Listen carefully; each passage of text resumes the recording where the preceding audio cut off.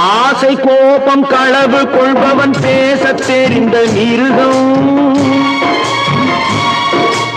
அன்பு நன்றி கருணை கொண்டவன் மனித வடிவில் தெய்வம். இதில் மிருகம் என்பது கள்ள மனம், உயர் தெய்வம் என்பது பிள்ளை மனம்.